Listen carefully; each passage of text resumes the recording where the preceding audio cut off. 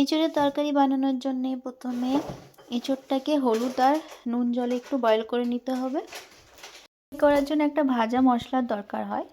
তো সেই ভাজা মশলাটা তরকারিতে দিলে গন্ধটাও ভালো লাগে আর খেতেও ভালো লাগে।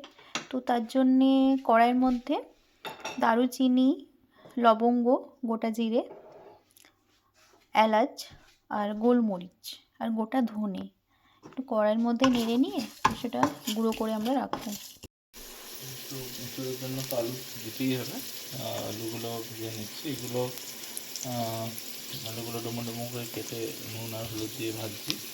তো এই জার্মানিতে এখানে 2-3 রকম আলু পাওয়া যায়, প্যাকেট আলু, বাট এটাকে বলে রিজিওনাল পটাটো, মানে এটা খুব রিসেন্টলি এসছে। আমাদের যেমন নতুন আলুর মতো রিজন বেসিসে টাইম অনুযায়ী সিজনাল আলু।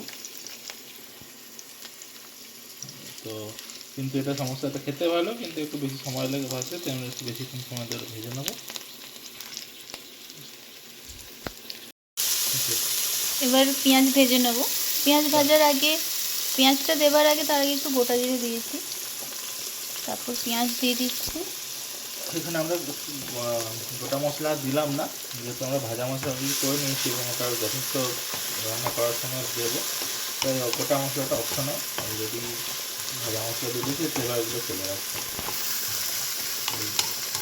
তো শুধু জিরেগুলোই দিয়ে গোটা জিরে আর এবার একটু নুন দিয়ে ঢাকা দিয়ে করে ভাজতে হবে।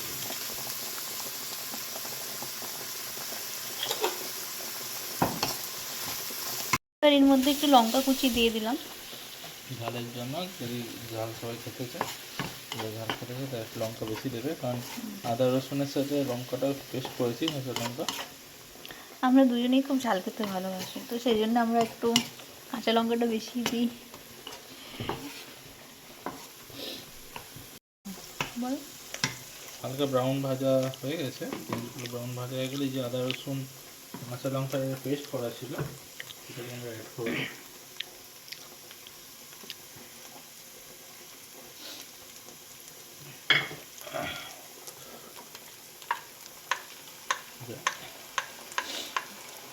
পেস্ট করেছিলাম মিক্সিতে,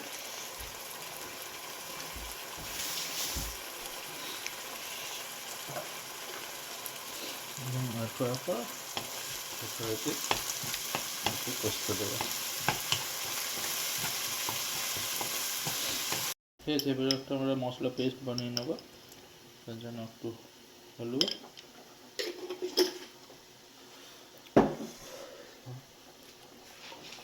অল্প পরিমাণ কাশ্মীরি নর্মাল লাল গুঁড়ো, অল্প লঙ্কা গুঁড়ো,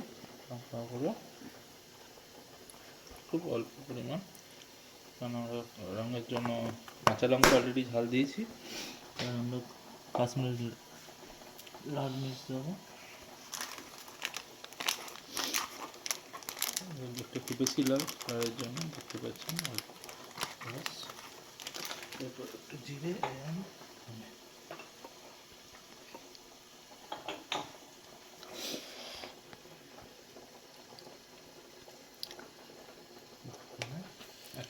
এই 1 চা চামচের মতো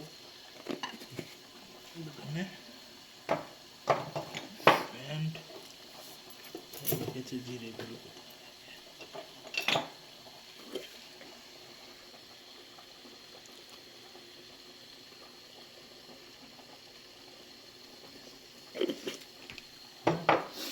গলার জন্য নুন, এটাকে একটু গরম জলে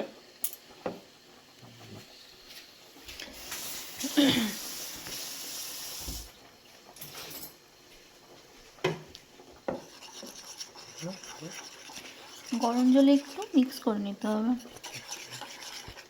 পেস্ট হয়ে যাবে।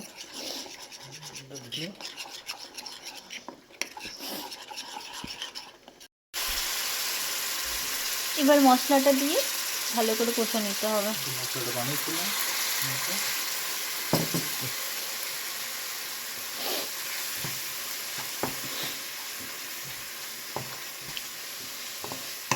এবার ততক্ষণ করবো যতক্ষণ না তেল ছাড়ে। তেল ছাড়া শুরু করলে তারপর আমরা টমেটো পেস্ট তার আগে এখন টমেটো পেস্টটা বানিয়ে নেবো। ঢাকা দিয়ে কষাই হালকা আছে।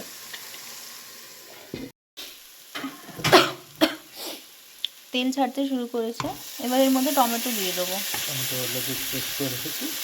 টমেটোটা পেস্ট করে মশলাতে রেখেছি। যখন তেল ছাড়তে শুরু করবে, কাঁচা মশলার গন্ধ যখন চলে যাবে, তখন আমরা এই টমেটো পেস্ট করে রাখা আছে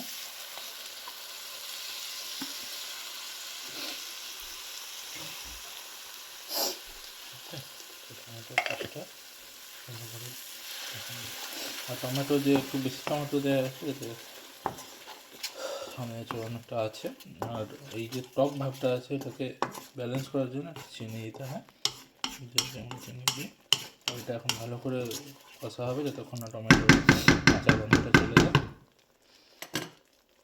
আমরা একটু চিনি দিয়ে দেবো, একটু হালকা পরিমাণে, জাস্ট ব্যালেন্স করার জন্য।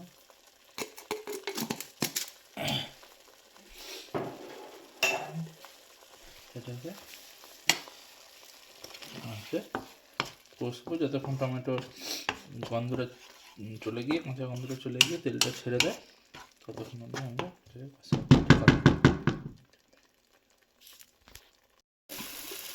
তো একটু যে ভাজা মশলাটা করে রেখেছিলাম এখন একটু দেবো, বেশি না, কারণ এটা একটু মশলাতে ইনটেন্স। আর পরিমাণ মতো নুন দিতে হবে, যেটা স্বাদ মতো একটু নুনটা চেক করে নেবেন। একটুখানি জল দিতে পারে যাতে ভাজা মশলাগুলো একটু পুড়ে না যায়, বেশ ভালো মতোই চলছে। আর 1 মিনিট একটু কষিয়ে নেবেই। ভাজা মশলাটা অলরেডি ভাজা করাই আছে, বেশিক্ষণ দেওয়ার দরকার নেই। আচ্ছা, মশলাতে দিয়ে দিলাম, একটু আলুগুলো কষুক, কারণ আলুগুলোতে একটু ভেজেছি ভালো করে, আর একটু ভালো করে মশলাটা একটু আলুর মধ্যে ঢুকে যায়।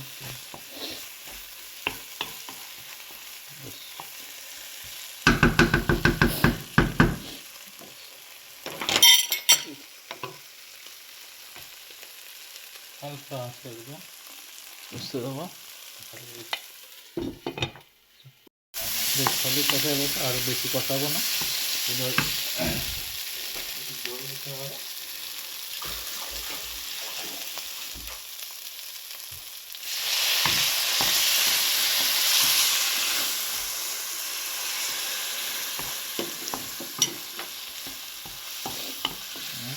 জলটা টেনে গেলে আমি যে চোখটা সেদ্ধ করে রেখেছিলাম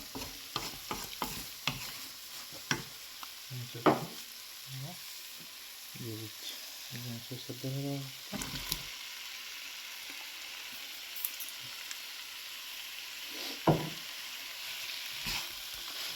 জার্মানিতে এঁচোড় তো আমাদের মতো কাঁচা বড় কাঁঠাল এরকম ভাবে পাওয়া যায় না, এখানে প্যাকড হয়ে আসে ইন্ডিয়া বা বাংলাদেশ থেকে, যেগুলো ফ্রোজেন অবস্থায়। তোমরা সেটা ফ্রিজ থেকে বের করে কিছুক্ষণ জলে ভিজিয়ে তারপরে নুন আর হলুদ বা একটু কাশ্মীরি লঙ্কা দিয়ে বয়েল করে নিলে সেটা একদম বাড়ির মতোই হয়ে যায়। আমরা ছোট্টকে একটু মাখামাখি করবো, খুব বেশি জল দেবো না, এখন যা আছে এতে একটু জল দেবো, একটু কষা কষা থাকবে। কষা কষাটা ভাত দিয়ে বা রুটি দিয়ে বা পরোটা দিয়ে সব কিছুর সাথেই ভালো লাগে বেশ খেতে।